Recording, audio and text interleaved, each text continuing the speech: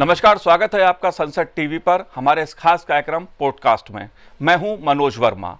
2024 का साल ऐतिहासिक घटनाओं और उपलब्धियों के लिहाज से भारत के लिए खासा महत्वपूर्ण रहा और 2025 का जो साल है वो भारत की संसदीय, संवैधानिक और लोकतांत्रिक यात्रा की दृष्टि से और मजबूत होगा। बात हम इस कार्यक्रम में राम, भारत और संविधान की करेंगे, उन मुद्दों की करेंगे जो देश से सरोकार रखते हैं। बात 22 जनवरी 2024 की यदि मैं करूं तो अयोध्या में रामलला की प्राण प्रतिष्ठा हुई और पूरे देश ने सांस्कृतिक स्वतंत्रता का जश्न मनाया, उत्सव मनाया। 2024 के संसद के बजट सत्र में अयोध्या में रामलला की प्राण प्रतिष्ठा के संदर्भ में संसद के दोनों सदनों में चर्चा हुई और नवंबर-दिसंबर 2024 में संसद के शीतकालीन सत्र में भारतीय संविधान अपनाने की 75वीं वर्षगांठ के उपलक्ष्य में संसद के दोनों सदनों में ऐतिहासिक चर्चा हुई। भारत सरकार ने वर्ष भर चलने वाले हमारा संविधान, हमारा स्वाभिमान अभियान की घोषणा की। हमारे देश के संविधान में भगवान श्री राम, कृष्ण और बुद्ध के साथ महान पौराणिक पात्रों के चित्रों का स्थान दिया गया है, विशेष उल्लेख किया गया है। संविधान में दिए गए 22 चित्र भारत के गौरवशाली विरासत का संदेश देते हैं। राम, भारत और संविधान का जो संबंध है, जो संदेश है, इससे जुड़े विभिन्न मुद्दों पर बात करेंगे। इस पॉडकास्ट में हम बात करेंगे। राज्यसभा सांसद डॉक्टर सुधांशु त्रिवेदी जी इस समय हमारे साथ स्टूडियो में हैं। आपका स्वागत है संसद टीवी पर सुधांशु जी। और शुरुआत मैं आपसे इसी मुद्दे पर करूंगा क्योंकि संविधान को अपनाने की जो 75वीं वर्षगांठ हुई उसके उपलक्ष्य में संसद में लंबी चर्चा देखने को मिली, कई महत्वपूर्ण मुद्दों पर बात हुई। आप इस यात्रा को कैसे देखते हैं जो भारत की संवैधानिक संसदीय यात्रा है? देखिए, इस वर्ष भारत ने अपने संविधान निर्माण के 75 वर्ष पूर्ण किए। इसके साथ हमें यह भी समझना चाहिए कि आज लोकतंत्र और भारत का संबंध क्या है। मैं यह कहना चाहूँगा कि आप दुनिया के पूर्वी हिस्से को देखिए, पूर्वी गोलार्ध को, ईस्टर्न हेमिस्फीयर। कितने देश ऐसे हैं जो विशुद्ध लोकतंत्र हैं, प्योर डेमोक्रेसी हैं, कंसिस्टेंट डेमोक्रेसी हैं, यानी सतत लोकतंत्र हैं, और वाइब्रेंट डेमोक्रेसी हैं, जीवंत लोकतंत्र हैं। सिर्फ आपको बड़े देशों में 3 ही दिखेंगे, भारत, जापान और ऑस्ट्रेलिया जी। और जापान और ऑस्ट्रेलिया कॉन्स्टिट्यूशनल मोनार्की हैं। तो सिर्फ और सिर्फ भारत एक ऐसा देश है, बाकी जितने भी देश हैं तो अनस्टेबल डेमोक्रेसी है, लाइक पाकिस्तान एंड बांग्लादेश, या डिक्टेटर रिजीम है, या मिडिल ईस्ट की तरह राजशाही है। आप ईस्टर्न यूरोप से लेकर जापान तक चले जाइए तो pure, consistent and vibrant democracy केवल और केवल भारत है जी। और उसने 75 वर्ष पूर्ण किए हैं। तो हर भारतीय को इस पर गर्व होना चाहिए कि विश्व में लोकतंत्र के पूर्वी गोलार्ध में इकलौते प्रतिनिधि हैं। और शायद लोगों को ना पता हो कि pure, vibrant and absolute democracy में केवल दुनिया की 34% आबादी है, उसमें 17% अकेले हम हैं जी। यानी हम डिफेंडर्स ऑफ डेमोक्रेसी हैं। ये एक उत्सव मनाने का वर्ष है। परंतु यहाँ मैं एक और बात कहूँगा, यह भी एक बड़े सुखद संयोग की बात थी कि जो 75वां वर्ष था जी, उसी में अयोध्या में श्री रामलला विराजमान पूर्ण वैभव के साथ प्रतिष्ठित हुए जी। अब आप कहेंगे इसका संविधान से क्या महत्व है जी। मैं बताना चाहता हूँ, संविधान से ये संबंध है। हमें स्वराज तो मिला था सन 47 में, स्वतंत्र नहीं मिल पाया था।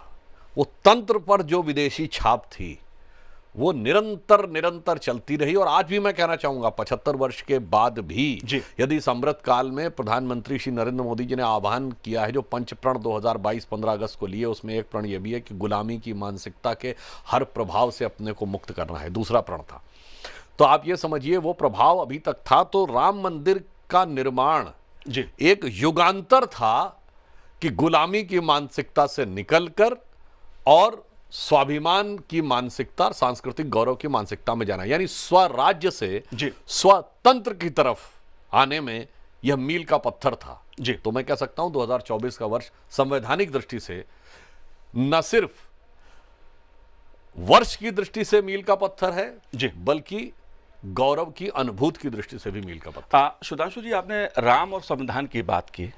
अगर राम की हम बात करते हैं, जो भगवान राम और माता सीता लक्ष्मण का जो चित्र, स्केच जो संविधान में देखने को मिलता है, वो अधिकार और कर्तव्यों के साथ देखने को मिलता है। और जब राम, संविधान, अधिकार और कर्तव्य की बात हम करते हैं तो इससे क्या संदेश है, क्या तात्पर्य है?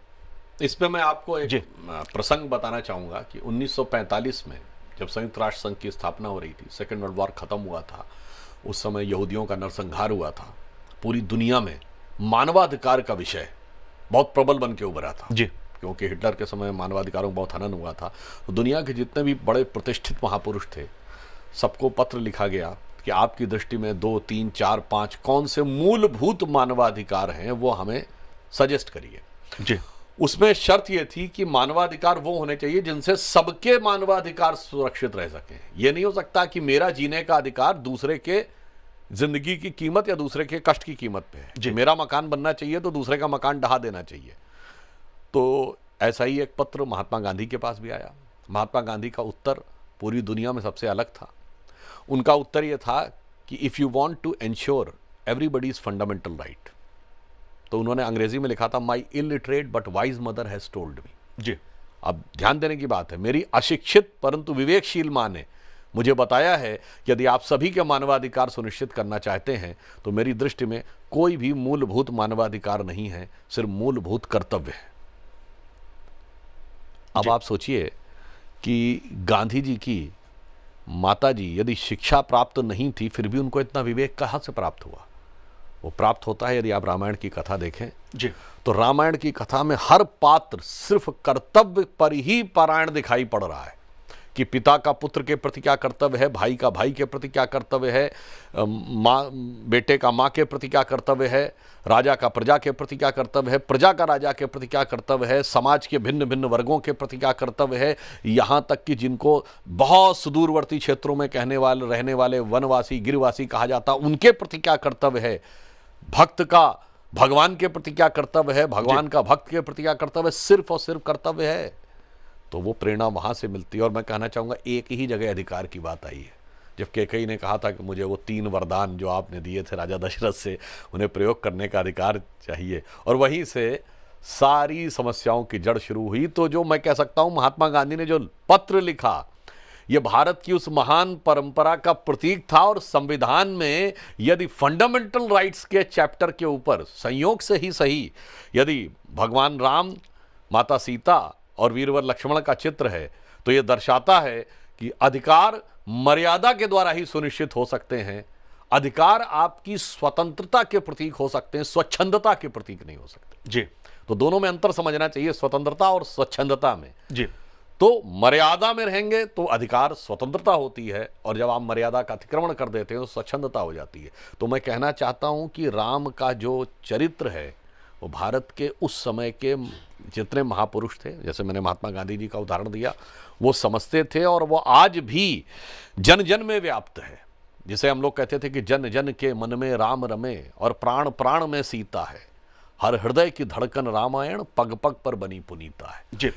ये बात सही है कि राम हमें प्रेरणा देते हैं, लेकिन अगर हम संविधान की बात करते हैं और अधिकार और कर्तव्य की बात करते हैं सुधांशु जी, तो आज के संदर्भ में जब हम अपनी लोकतांत्रिक संसदीय व्यवस्था में जी रहे हैं, एक यात्रा 75 वर्ष की संविधान ने पूरी की है, आप लोगों की दृष्टि से इसको कैसे देखते हैं? क्योंकि आज अधिकार और कर्तव्यों की बात, अधिकार की ज़्यादा होती है, कर्तव्यों की कम होती है। देखिए, यहीं पर मैं जी यह कहना चाहूँगा कि आप बड़े गौर से देखिए, हमारे यहाँ समाज की प्राथमिक इकाई व्यक्ति नहीं था, परिवार था। हमारे यहाँ कोई व्यक्ति इंडिविजुअल नहीं होता था, और अब ये परंपरा यद्यपि लुप्त हो रही है, मगर अभी भी लोग उसे देख रहे हैं। भारत का कोई भी व्यक्ति जिंदगी सिर्फ अपने लिए नहीं जीता था, वो अपने परिवार के लिए जीता था। जी। माँ बाप बच्चों के लिए जीते थे, भाई बहन एक दूसरे के लिए जीते थे, फिर बड़े होने के बाद बच्चे माँ बाप के लिए जीते थे। एक नहीं दर्जनों उदाहरण हैं कि बड़े भाई या बड़ी बहनों ने जिंदगी भर शादी नहीं की, यदि कम उम्र में माँ बाप का देहांत हो गया कि छोटे भाई बहनों का ध्यान कौन रखेगा। लता मंगेशकर उसका उदाहरण है कि पिताजी की डेथ हो गई थी, तो और ऐसी उस पीढ़ी में बहुत से उदाहरण हैं। तो आप सोचिए, ये जो इंटैक्ट होने का उदाहरण है, ये व्यवहारिक है, ये सैद्धांतिक नहीं है। अब आप बताइए, कोई ये कहेगा कि बच्चा ये कहे माँ बाप से कि मुझे तो अधिकार है कि आप मेरा ध्यान रखें, तो ये कहने से उसे मिलेगा? या माँ बाप कहें कि मेरा ये अधिकार है कि तुम बाद में मेरा वृद्धावस्था में ध्यान रखोगे? ये अधिकार की समस्या ने उत्पन्न किया, और हमने नेशनलाइजेशन करने का जो प्रयास किया है फैमिलीज़ को, कि सब कुछ सरकार सॉल्व करेगी, सब कुछ कोर्ट सॉल्व करेगा। ये पूरे समाज के लिए विचार करने का विषय है कि बाप बेटी का झगड़ा, माँ बेटी का झगड़ा संविधान सॉल्व करे, वो कोर्ट सॉल्व करेगा। भाई भाई का झगड़ा कोर्ट सॉल्व करेगा। नहीं साहब, सब एक दूसरे के प्रति जब कर्तव्य का पालन करते हैं जी, जब कोई माँ बाप अपने बच्चे के लिए सब कुछ सेक्रीफाइस करते हैं, तो कहीं ना कहीं बच्चे को लगता है कि माँ बाप ने मेरे लिए इतना किया, तो मेरा कर्तव्य है कि मैं माँ बाप के लिए क्या करूं। ये जी के दिखाया गया है। पति पत्नी में यदि अधिकार की बात आती है, लड़ाई हो जाती है। यदि वो कर्तव्य का भाव रखते हैं तो दोनों में प्रेम बढ़ता है। भाई बहन में भी यही होता था। भाई बहन जो आपस में होते थे, सब एक दूसरे का ध्यान रखते थे। ज्यों ज्यों यह भाव, जो गांधी जी ने कहा था कर्तव्य का भाव का ह्रास हो रहा है, जो रामायण से प्रेरणा देता था, त्यों त्यों आप देख रहे हैं समाज में भी किस प्रकार की विकृतियां आती चली जा रही हैं। और यहाँ मैं एक और बात कहूँगा, अब तो और बड़े लेवल पे समाज में भी आपस में एक दूसरे से खूब लड़ाने का प्रयास हो रहा है। तो रामायण की कथा ये भी बताती है, यदि मंथरा रामायण में थी जिसने भाइयों को लड़ाने का प्रयास किया, यदि शकुनी महाभारत में था जिसने भाइयों को लड़ाने का प्रयास किया, तो आज भी समाज में बहुत से शकुनी और मंथराएं घूम रही हैं जी, जो समाज के अंदर भी भिन्न भिन्न वर्गों को लड़ाकर अपनी सत्ता प्राप्ति का मार्ग तलाशने का प्रयास कर रहे हैं। लेकिन सुधांशु जी, जो संविधान की यात्रा है और राम और संविधान का जो कनेक्शन है, उस यात्रा के बीच में हमने कई बार ऐसे पड़ाव देखे जब राम के अस्तित्व पर सवाल उठा दिया गया। कई बार सेकुलरिज्म शब्द के नाम पर, जिसको लेकर खासा विवाद भी रहा है, अगर मैं सेकुलर शब्द की बात करूं तो इसको एक विवाद भी देखने को मिलता है, समय समय पर यह देखने को मिला है। आप कैसे देखते हैं इसको? क्योंकि राम के अस्तित्व पर भी सवाल उठा, इसी बीच ही उठा है, इसी कालखंड में उठा है। आप कैसे देखते हैं इस मुद्दों को? 2024 में हम दो बड़ी घटनाएं मानते हैं। भगवान राम का भव्य मंदिर बनना भारत की दृष्टि से नहीं, दुनिया की दृष्टि से महत्वपूर्ण बात है। क्यों? भगवान राम दुनिया के इकलौते भगवान हैं। जितने भी बड़े बड़े धर्म हैं, किसी धर्म के भगवान या ईश्वर के प्रतिनिधि के बारे में यह सवाल नहीं उठाया गया कि तुम साबित करो कि ये हुए थे कि नहीं।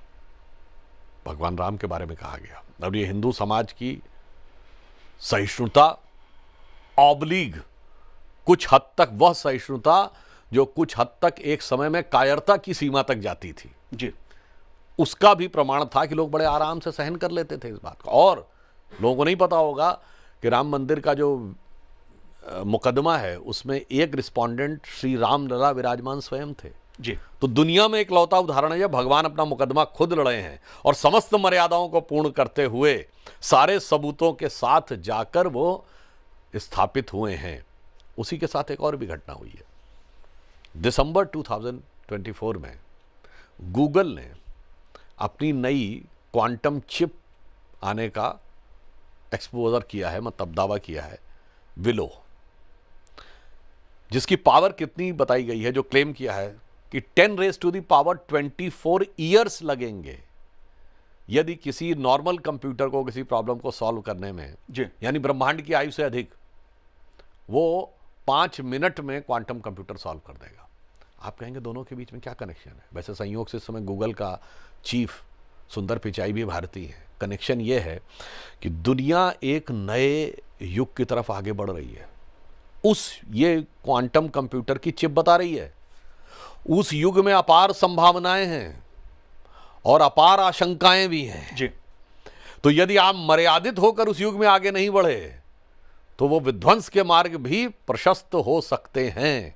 तो उससे पहले भगवान ने भगवान राम का मंदिर बना के दिखाया है कि कितनी भी शक्ति हो, अपरिमित शक्ति होगी, परंतु वह मर्यादा की परिधि में रहेगी तो विश्व के लिए कल्याणकारी होगी। मैं एक उदाहरण बताना चाहता हूं, जैसे आपने कहा संविधान की यात्रा जी। अब इसको कोई व्यक्ति कह सकता है कि आप केवल कोरिलेशन ढूंढ रहे हैं, ऐसा नहीं। संविधान बनकर तैयार हुआ 26 नवंबर 1949 जी, और 22-23 दिसंबर 1949 को श्री रामलला प्रकट हुए अयोध्या में। अब आप कहेंगे सिर्फ संयोग है। 25 वर्ष पूरे होते हैं कॉन्स्टिट्यूशन के 1975 के आसपास आके जी। और 1976 का वो वर्ष है जब आर्कियोलॉजिकल सर्वे ऑफ इंडिया की रूटीन खुदाई में अयोध्या में 8 खंबे निकल आते हैं। यानी पहला सबूत मिलने लगता है कि भाई यहां पर कुछ था, जिसका उल्लेख उस समय इस एक्सकेवेशन, इस खुदाई का नेतृत्व कर रहे उस समय के आर्कियोलॉजिकल सर्वे ऑफ इंडिया, भारतीय पुरातात्विक सर्वेक्षण के जो असिस्टेंट डायरेक्टर थे के मोहम्मद ने अपनी किताब में लिखा है कि वामपंथी इतिहासकारों के दबाव में इंदिरा जी की सरकार ने उसको रोक दिया कि सबूत नहीं निकलने चाहिए। तो पहले 25 वर्ष में यात्रा कहां से हुई? रामलला के प्रकट होने से लेके स्थापित होने तक। अब एक और बात समझिए, हमारी दुनिया में कोई हैसियत नहीं थी पहले 25 वर्ष में। हमारे बारे में क्या कहा जाता था? ये तुम्हारा देश, फिल्म का डायलॉग था ना, 2 रोटी खाता है तो 1 रोटी उधार की खाता है, इंडियाज कंट्रीब्यूशन इज 0-0 वगैरह वगैरह, बहुत सारी बातें कही जाती थी। 1970 का दशक, भारत की ग्रोथ रेट क्या कही जाती थी? ये कहा जाता था 1.8%, 2%। शायद बहुत से लोगों को ना पता हो, 1974 में एक दौर ऐसा आया जब भारत की ग्रोथ रेट 1% और महंगाई की दर 26%, 26% rate of inflation and growth rate 1%। अब दूसरा दौर आता है अगले 25 वर्ष संविधान के, 75 से लेकर 2000, एक बड़ा परिवर्तन आता है। वो क्या परिवर्तन आता है? देश के अंदर एक नई जागृति आती है। पहले 25 वर्ष में चुनाव होते थे, सरकार नहीं बदलती थी, तो लोकतंत्र का वास्तविक स्वरूप नहीं था जी। दूसरे में लोकतंत्र का वास्तविक स्वरूप उभर के सामने आया। 77 में पहली बार केंद्र में सरकार बदली और 70 और 80 के दशक में अनेक राज्यों में फिर सरकारें बदलने का सिलसिला शुरू हुआ। तो हम ये कह सकते हैं कि जो दूसरे 25 वर्ष है, second quarter of this constitution, इसने लोकतंत्र को और परिपक्व किया। और जब एंड हुआ वो, यानी सन 2000 के आसपास देखें तो पहली बार केंद्र में विशुद्ध गैर कांग्रेसी सरकार स्थापित हुई अटल जी के नेतृत्व में। और वो किस प्रकार से दूसरों से अलग थी, जो गुलामी की मानसिकता की हम बात करें, मैं उदाहरण देना चाहता हूं, बहुत से लोगों को नहीं पता होगा। 1998 तक भारत का बजट शाम को 5 बजे प्रस्तुत होता था। क्यों? ये ब्रिटिश काल से परंपरा चली आ रही थी, और वो परंपरा इसलिए थी कि उस समय इंग्लैंड में सुबह के 11 बज रहे होते थे, तो हमारा बजट शाम को 5 बजे प्रस्तुत होता था। 50 साल तक हम उस परंपरा का पालन करते रहे। क्यों? अटल जी के समय में वो चेंज हुआ जी। और देखिए इसी समय राम मंदिर का क्या रहा। राम मंदिर 1990-92 में उठा, अर्थव्यवस्था का ढांचा भी टूटा, विवादित ढांचा भी टूटा, राम मंदिर का नया स्वरूप आया, अर्थव्यवस्था का नया स्वरूप आया। और 2000 आते आते जो लोग राम मंदिर के पक्ष में खड़े थे, उनके हाथ में सत्ता ही इंपॉर्टेंट नहीं था। भारत की रेट ऑफ ग्रोथ और रेट ऑफ इन्फ्लेशन का स्वरूप बदल गया इन 25 वर्ष। जब 1997-98 में अटल जी की सरकार आई तो रेट ऑफ इन्फ्लेशन यानी महंगाई की दर 13% से अधिक थी और विकास दर 3.84% थी जी। अब इस दौर में आती है, विकास की दर बदलती है और एक महत्वपूर्ण बात हुआ दूसरे दौर में आके, खुदाई पर प्रतिबंध लगा दिया गया था कि अब राम मंदिर में कुछ हो नहीं सकता। प्लेसेस ऑफ वर्शिप एक्ट ला दिया गया था। वो तो अलग है कि साहब अब चूंकि 76 में खुदाई में कुछ निकल आया था तो खुदाई होनी नहीं, कोर्ट से स्टे था। फिर देखिए टेक्नोलॉजी ने एक नया मार्ग प्रशस्त किया। ग्राउंड पेनेट्रेशन रडार की टेक्नोलॉजी आ गई। रडार मैपिंग से बगैर खुदाई किए देखा जा सकता है कि जमीन के नीचे क्या है। सरकार ने वो रडार मैपिंग कराई, क्योंकि रडार मैपिंग पे कोई प्रतिबंध नहीं था। कोर्ट में प्रस्तुत किया और कोर्ट ने परमिशन दे दी। 2002 में, 2003 में खुदाई हो गई और अब दर्जनों खंभे निकल आए, सबूत स्थापित हो गए। और इसी बीच में भारत की ग्रोथ रेट भी देखिए बढ़ी और वो फॉरेन एक्सचेंज रिजर्व जो 1991 में 1 बिलियन पे रह गया था, वो 100 बिलियन पहुंचा 2004 में। जी। अब आइए हम तीसरे क्वार्टर में आते हैं, 2000 से लेके आज का क्वार्टर। अब लोकतंत्र और परिपक्व हुआ, सरकारें ही बदलनी नहीं शुरू हुई। अनेक राज्य ऐसे रहे जहां पर कि फिर कांग्रेस दोबारा लौट कर ही नहीं आई। समाज के भिन्न भिन्न वर्ग उभर कर सबको समाज में स्थान मिलना शुरू हुआ। और जो 2014 में हुआ, 16 मई 2014 को जब श्री नरेंद्र मोदी जी के नेतृत्व में भाजपा एनडीए को स्पष्ट बहुमत मिला, तो लंदन के संडे गार्डियन ने 18 मई 2014 को अपने एडिटोरियल में लिखा कि 16th ऑफ, उसका शीर्षक क्या था? India second tourist with destiny. ये भारत का नियति के साथ दूसरा मिलन है, नेहरू जी की उसी स्पीच से कनेक्टेड।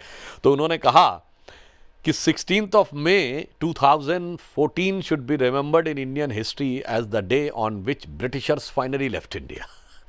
तो आप सोचिए, इसलिए अब मैं कह रहा हूं, अब ये 75वें वर्ष में ही राम मंदिर बनकर खड़ा होना, यह दर्शा रहा है कि स्वराज्य से स्वतंत्र की यात्रा की जो परिणति है वो 75वें वर्ष में जाके हो रही है। और आर्थिक विकास का अब हम 5वीं बड़ी अर्थव्यवस्था है, चौथे बड़े स्टॉक एक्सचेंज हैं, तीसरे बड़े ऑटोमोबाइल के मैन्युफैक्चरर हैं, दूसरे बड़े मोबाइल के मैन्युफैक्चरर हैं, इंफ्रास्ट्रक्चर में इन्वेस्टमेंट करने वाले दुनिया के नंबर 1 के देश हैं, डिजिटल ट्रांजैक्शंस में दुनिया के नंबर 1 के देश हैं, चांद के अछूते कोने को छूने वाले दुनिया के नंबर 1 के देश हैं, और वो देश जिसके लिए 50 साल पहले ये कहा जाता था कि India's contribution to the world is 0 0 and 0। पूरा पश्चिम फिल्म का डायलॉग याद करिए मनोज कुमार की, जिसके बाद एक गाना शुरू होता है, जब 0 दिया मेरे भारत ने। आज इंटरनेशनल मॉनेटरी फंड की चीफ क्रिस्टीना जॉर्जिवा कहती है कि नेक्स्ट ईयर में India's contribution to the global growth is going to be maximum, it is going to be 15% and India is going to emerge as the engine for global growth.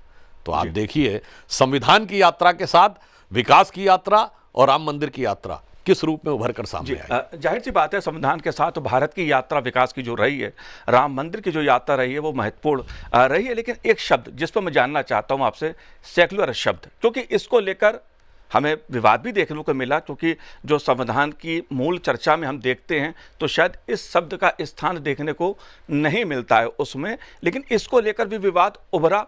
और मैं इसलिए इस शब्द पर आपका जानना चाहता हूं, आपके विचार, क्योंकि जब हम भारतीय संविधान की बात करते हैं तो उसमें केवल भगवान राम, भगवान कृष्ण और भगवान बुद्ध, तमाम ऐसे हमें पौराणिक पात्रों का उल्लेख मिलता है, स्केच देखने को मिलता है, जो हमारी एक गौरवशाली विरासत है, विविधता में एकता का जो संदेश देती है, उसके दर्शन होते हैं भारतीय संविधान से। लेकिन ये सेकुलरिज्म शब्द, देखिए, सेकुलर शब्द में सबसे पहले मैं लोगों से कहूँगा कि थोड़ा सा गहराई में अध्ययन करें। जो सेकुलर शब्द की वास्तविक परिभाषा जानते हैं क्या थी क्लासिकल इंग्लिश में? जी, थोड़ा सा जाके देखेंगे। सेकुलर का पंथ निरपेक्षता से मतलब ही नहीं था, क्योंकि वेस्ट में तो ये कोई कॉन्सेप्ट ही नहीं था।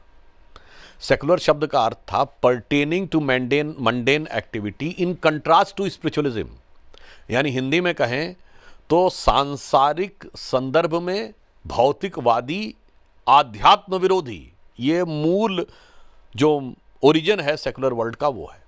अब ये सेकुलर स्टेट की धारणा कैसे आती है? जी, ये 1539 में जब इंग्लैंड में चर्च को में बहुत ज़्यादा आपस में मतभेद हो जाता है, तो क्वीन एलिजाबेथ एक 39 आर्टिकल्स का ऑर्डर प्रोमलगेट करती हैं, जिसको कहते थे एलिजाबेथन चर्च सेटलमेंट। और उसमें वो ये कहती हैं कि अब चर्चों की प्रमुख कौन होगा? अब राज सत्ता चर्चों से नहीं चलेगी, अब चर्च का प्रमुख स्वयं एलिजाबेथ होंगी। जी, यानी धर्म सत्ता के ऊपर राज सत्ता हो गई।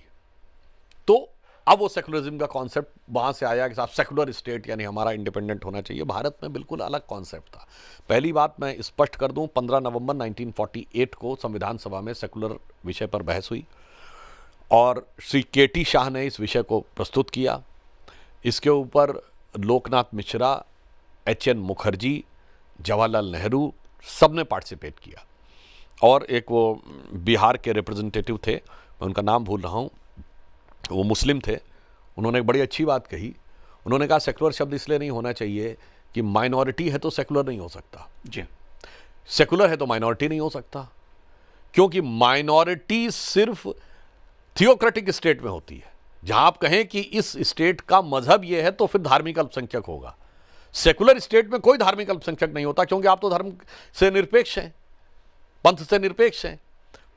और अंत में डॉक्टर बाबा साहब अंबेडकर का बाकायदा बयान है कि I can not accept the amendment moved by Shri K T Shah, और यह रिजेक्ट हुआ क्योंकि बहुत साफ कहा गया कि माइनॉरिटी और सेकुलर एक साथ नहीं हो सकता। चूंकि पंडित नेहरू का बहुत आग्रह था कि माइनॉरिटी जरूर रहना चाहिए, तो फिर सेकुलर वर्ल्ड को छोड़ दिया गया।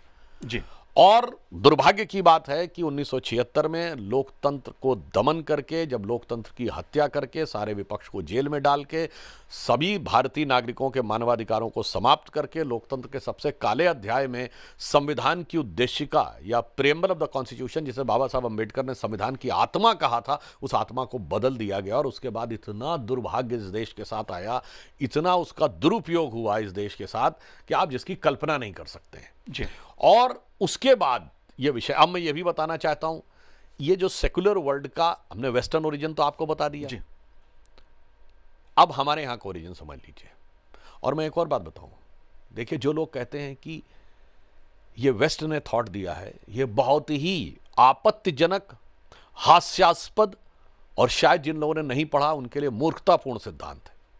अब मैं विनम्रता से कहना चाहता हूं, भाई क्रिश्चियनिटी में हेड पोप है, धर्मगुरु हैं, धर्म के प्रमुख पोप हैं, और Pope head of the state है।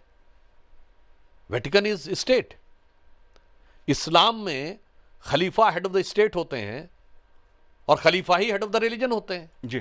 तो भाई दोनों जगह तो स्टेट और रिलीजन एक है भाई।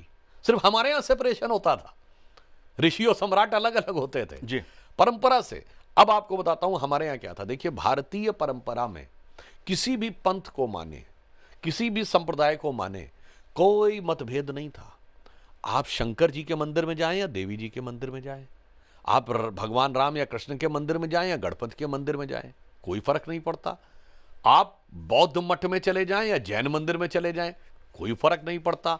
आप गुरुद्वारे में चले जाएं, कोई फर्क नहीं पड़ता।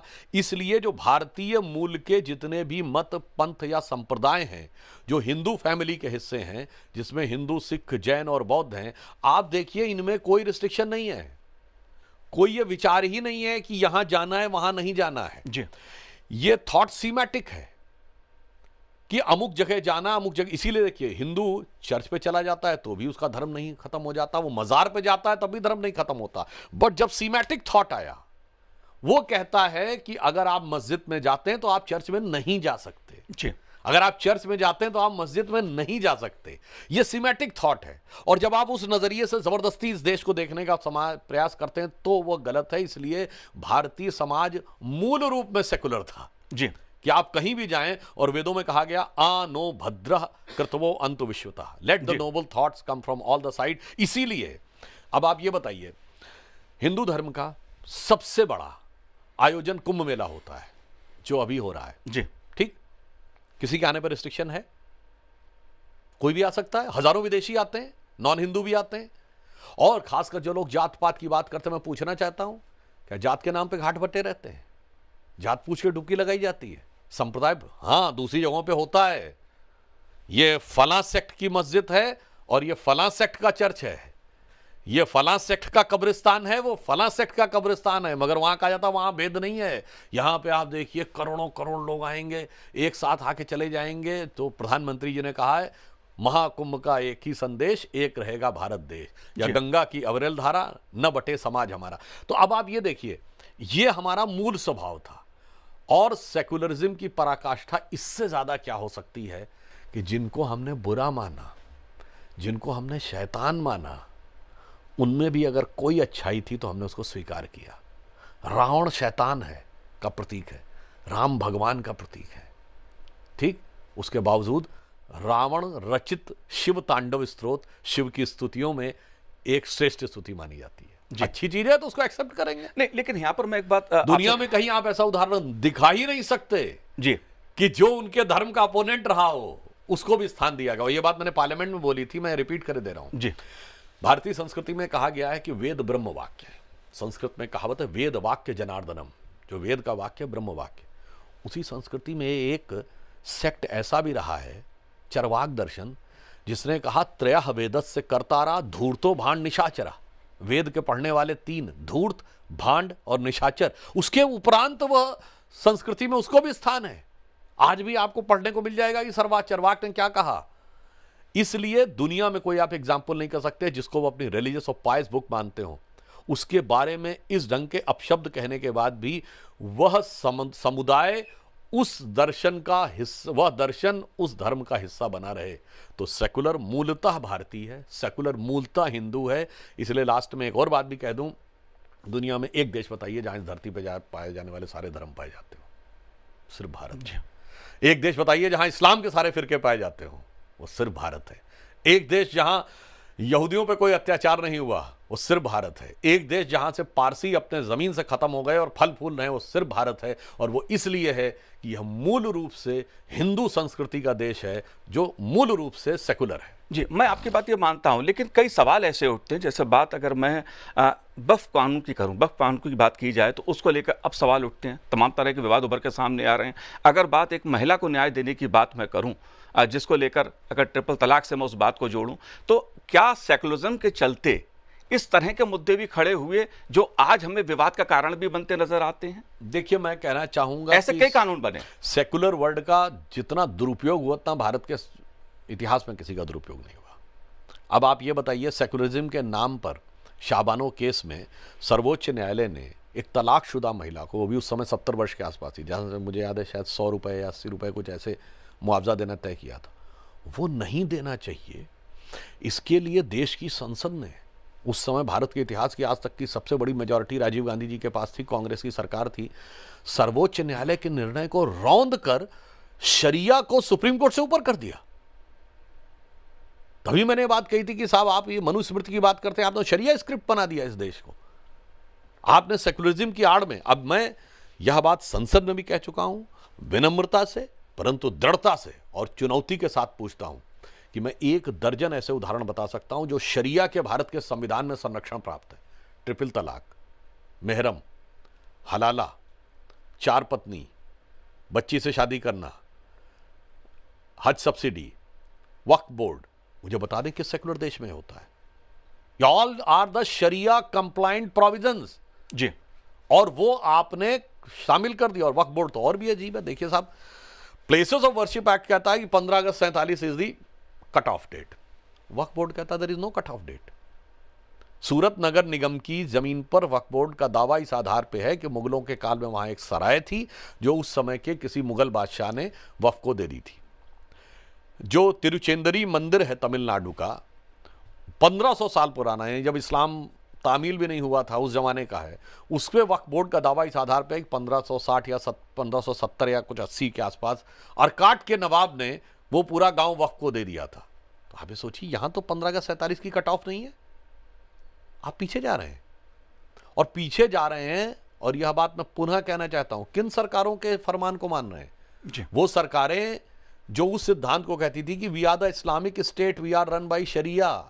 मुगल और बादशाहों की हुकूमत शरिया से चलती थी और वो कहते थे कि नॉन मुस्लिम्स आर जिम्मी, तो उनकी जमीन पे हक नहीं है, जमीन पे हक हमारा है।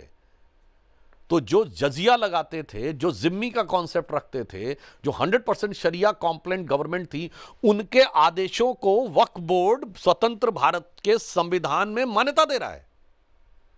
इससे ज्यादा दुखद, इससे ज्यादा हृदय विदारक और इससे ज्यादा निकृष्ट स्तर का उदाहरण क्या सेकुलर वर्ल्ड के दुरुपयोग का हो सकता है? जी।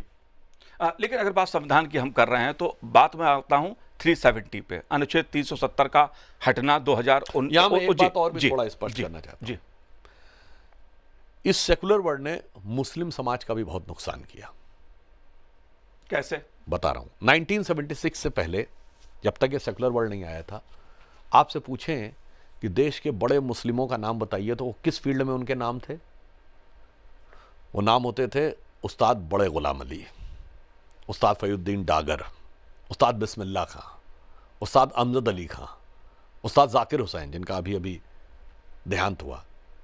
ये नाम थे जो मुस्लिम आइडेंटिटी के प्रतीक थे। अब आप आइए, और कौन थे? साहिद लुधियानवी, जोश मलिहाबादी, जिगर मुरादाबादी, कैफी आजमी, हसरत जयपुरी, मजरूर सुल्तानपुरी। ये प्रतीक थे मुस्लिमों के, क्रिएटिविटी की प्रतीक थी।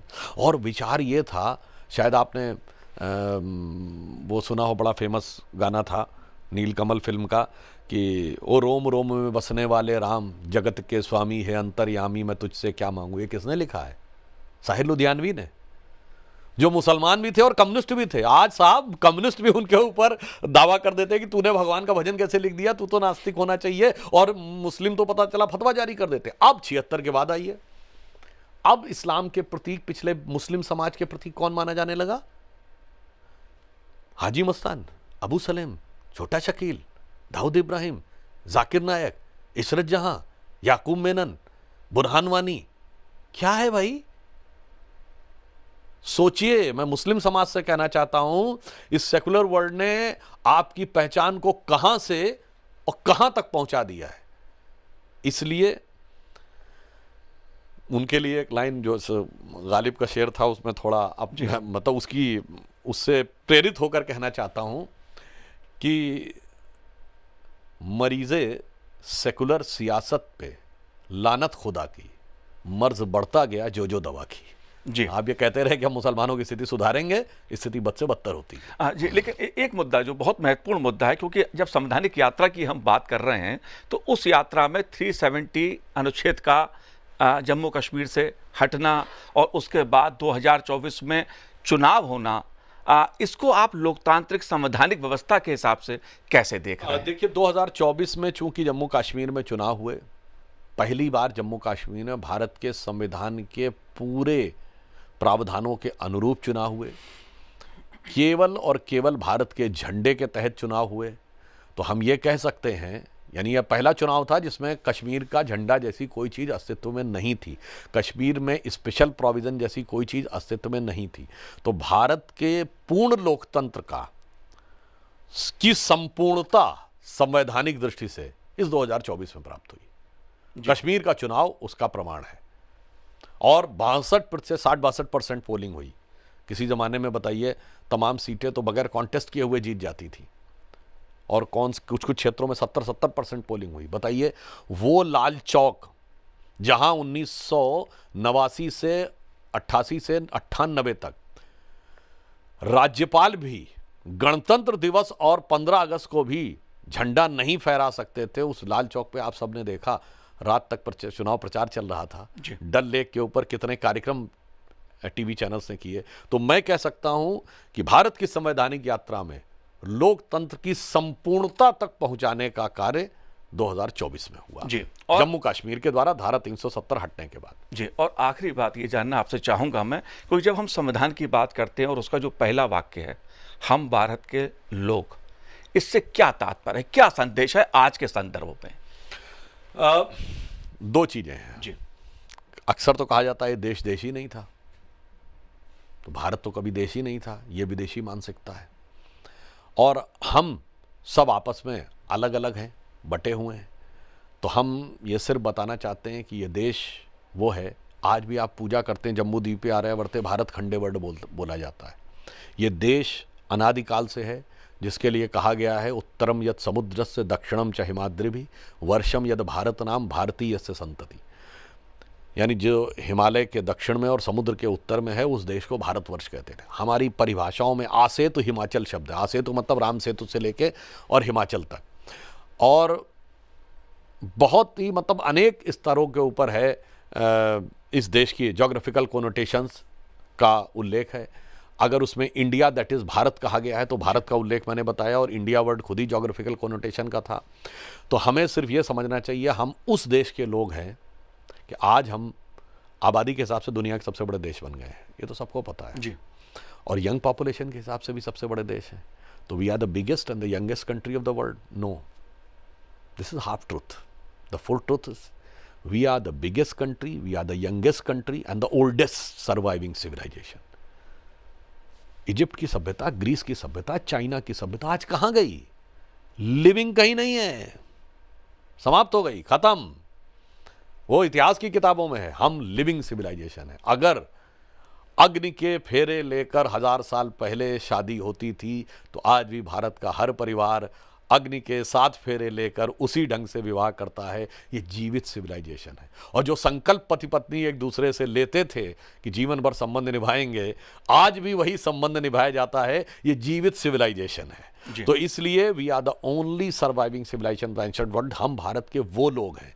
और यह बात जो मैंने संसद में बोली थी, पुनः कहना चाहूँगा, किसी को कैसी भी लगे, अटपटी लगे, रिपीट करना चाहता हूँ। इस भारत के बारे में दुनिया की सोच जानते हैं क्या थी?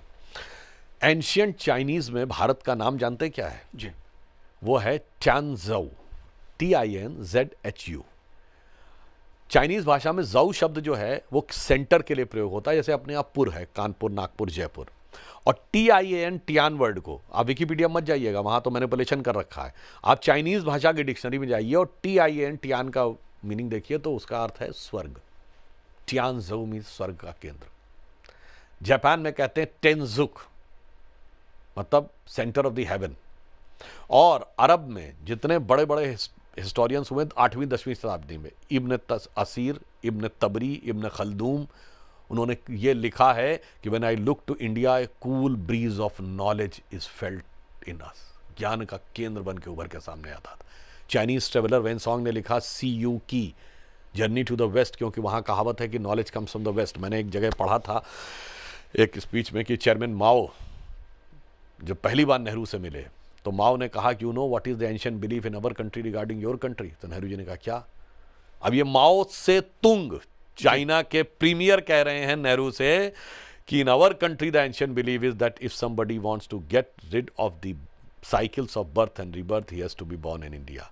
ये देश था। आप सोचिए, हम वो देश हैं, इसीलिए हमारे यहाँ शास्त्रों में क्या कहा गया? गायन्ति देवः किल गीत कानी धन्यास्तुते भारत भूमि भागा स्वर्गापवर्गास्पद भागे हेतु भवंति भूयः पुरुषासुरत्वात्। अर्थात वो भारत भूमि धन्य है, देवता जिसकी स्तुति में गीत गाते हैं, क्योंकि देवता रहने के बाद, हजारों वर्ष तक देवताओं के रूप में रहने के बाद मनुष्य के रूप में जन्म पाने को लालायित रहते हैं, चूंकि यह मोक्ष भूमि है। इसीलिए आर्थर शोपेनहावर, जो जर्मन फिलॉसफर है जिसने उपनिषदों का जर्मन में ट्रांसलेशन किया, उसने कहा Upanishadic philosophy the product of highest human wisdom. हम वो देश हैं। और आज कोई कहेगा भाई पुरानी बातें सुना दी, आगे क्या है? तो आज मैं जहाँ से शुरू किया था वहीं समाप्त कर रहा हूँ। Most advance quantum computer chip willow बनाने वाली कंपनी गूगल का चीफ सुंदर पिचाई इंडियन है। माइक्रोसॉफ्ट का चीफ सत्या नडेला इंडियन है। पेप्सी की चीफ इंदिरा नूई इंडियन है। मास्टर कार्ड और सिटी बैंक का चीफ पहले इंडियन रह चुके हैं। अजय बंगा जो कि अब वर्ल्ड बैंक के चीफ हैं। आपको पता है प्रीडेटर ड्रोन बनाने वाली जनरल एटॉमिक्स का चीफ विवेक लाल इंडियन है। तो हमने बहुत एडवांस लेवल पे साइंस में भी आगे आगे बढ़े हैं। लेकिन सुधांशु जी, ये बात ठीक है कि बहुत उपलब्धियां, बहुत तरक्की देश ने की है इन 75 वर्षों में, लेकिन एक बड़ा सवाल ये भी आता है, जो चुनौतियों की बात मैं एक आपसे जरूर करना चाहूँगा, क्योंकि आज अच्छी शिक्षा की बात हो, अच्छे स्वास्थ्य की बात हो, गरीबी की बात हो, भ्रष्टाचार की बात हो, परिवारवाद की बात हो, ये ऐसी चुनौतियाँ हैं जो हमारे सामने खड़ी हैं। मैं कहना चाहूँगा कि 4C जो है ना, एक करप्शन, क्रिमिनलाइजेशन, कास्टिज्म और कम्युनल पॉलिटिक्स, इन्होंने देश को बहुत नुकसान किया है।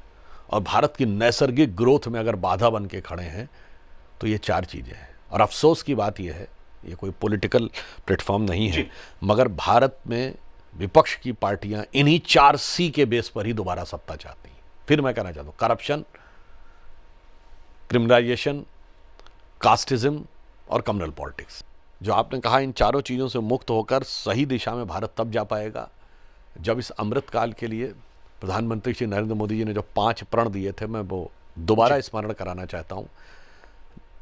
नंबर 1, इस देश को विकसित राष्ट्र बनाना है 2047 तक। नंबर 2, उसके लिए गुलामी की मानसिकता के हर प्रभाव से मुक्त करना है। नंबर 3, उसके लिए अपनी विरासत पे गर्व करना है। नंबर 4, उसके लिए कर्तव्य करना है। और नंबर 5, कर्तव्य हमको सामूहिक करना है। तो आप आश्वस्त रहिए, एक स्वर्णिम भविष्य हमारी प्रतीक्षा कर रहा है, गौरवशाली अतीत हमें प्रेरणा दे रहा है। तो इस पंक्ति के साथ समाप्त करता हूं कि गौरवशाली था भूत, यानी पास्ट, गौरवशाली था भूत, भविष्यत भी महान है अगर संभालें आप उसे जो वर्तमान है। जी, बहुत बहुत शुक्रिया सुधांशु जी हमसे बात करने के लिए, क्योंकि मुद्दे तो बहुत थे चर्चा करने के लिए, लेकिन समय की अपनी सीमा है। तो आज इस कार्यक्रम में इतना ही। मुझे दीजिए आज्ञा। नमस्कार।